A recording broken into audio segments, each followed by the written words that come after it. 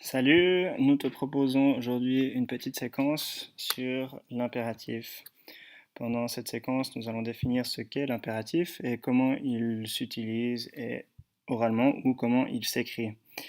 Pendant cette vidéo, je te demanderai de prendre la petite feuille qui t'a été remise en classe, sur laquelle tu vas pouvoir prendre les notes de ce qu'il te semble le plus important de la théorie que tu vas apprendre, principalement sur ce que c'est que l'impératif, quand est-ce qu'il s'utilise et quelles sont les règles à savoir pour pouvoir l'écrire correctement. Voilà, donc à tout moment, tu pourras mettre pause, la théorie sera affichée et tu auras le temps donc d'écrire ce que tu penses important. Donc, petite définition avant de commencer. L'impératif, c'est de la même racine que le mot impératrice. D'ailleurs, ça sonne presque la même chose. Et l'impératrice, qu'est-ce qu'elle fait? Elle donne des ordres. Donc, l'impératif est utilisé lorsqu'on donne un ordre. Pour ceci, tu pourras parfois passer par l'oral pour savoir comment il se prononce. Tu peux le dire oralement dans ta tête ou si tu es dans un endroit propice à haute voix. L'impératif, donc, lorsqu'on donne un ordre, on n'utilise jamais de pronom. Par exemple, si je te dis prends ta feuille pour écrire quelque chose dessus, je dis prends ta feuille. Je ne dis pas tu prends ta feuille. Voilà. La première des règles qu'on pourrait établir est que l'impératif ne s'utilise qu'à la deuxième personne du singulier, donc tu, la première personne du pluriel, nous, ou la deuxième personne du pluriel. C'est tout à fait logique. On ne peut donner un ordre qu'à une personne précise en disant par exemple prends tes affaires ou prends ta feuille, c'est sous-entendu à tu. Tu prends ta feuille, on dit prends ta feuille.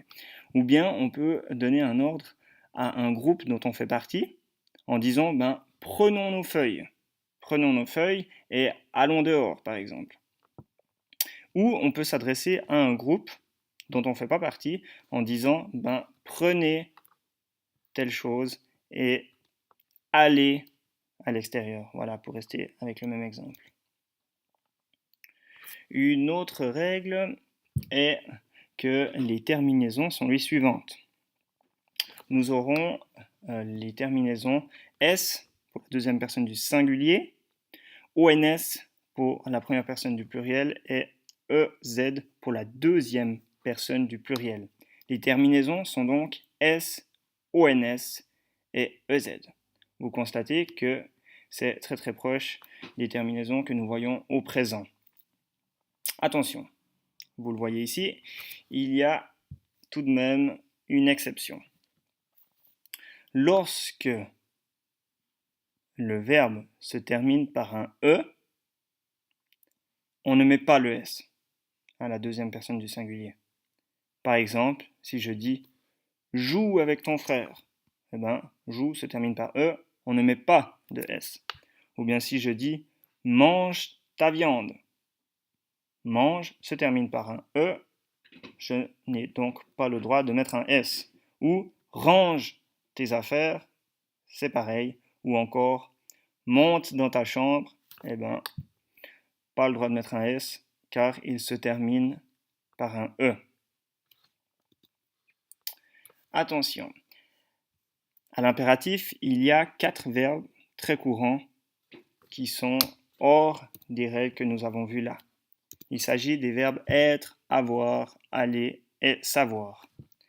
Par exemple, le verbe être, on dit sois. Sois fier de toi, par exemple. Ou soyons contents d'être ici. Ou soyez heureux, par exemple. Avec le verbe avoir, on dit aie tes affaires. Vu qu'il se termine par un E, pas de S. Ou bien ayons de quoi se nourrir. Ayons à boire avec nous. Voilà. On fait partie du groupe et on se donne un ordre. Ou ayez vos affaires pour aller à l'extérieur, par exemple. Ou bien aller. Le verbe aller, on dit va, par exemple, chercher quelque chose. Va dans ta chambre, etc. Ou bien allons par derrière. Ou bien aller vers une personne. Aller vers lui. Ok. Ce verbe, donc aller, a deux petites exceptions. Va, si on dit va chercher, va faire ça, ou comme ceci, ou comme cela, va ne prend pas de S, même s'il ne se termine pas par un E. Première spécificité de ce verbe. Deuxième spécificité, c'est qu'il prend quand même un S si il y a le Y derrière. Par exemple, vas-y. Pour une raison de prononciation, il faut un S entre deux. Maintenant, voyons le verbe savoir. Il faut que tu saches.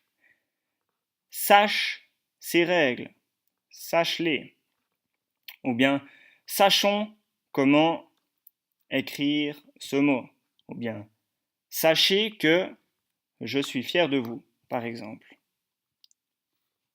Voilà, tu as tout eu sous les yeux. Tu peux revisionner cette vidéo, faire des stops au moment que tu trouves le plus important et n'oublie pas de compléter la petite feuille avec ce qui t'a semblé le plus utile et de la rapporter en classe.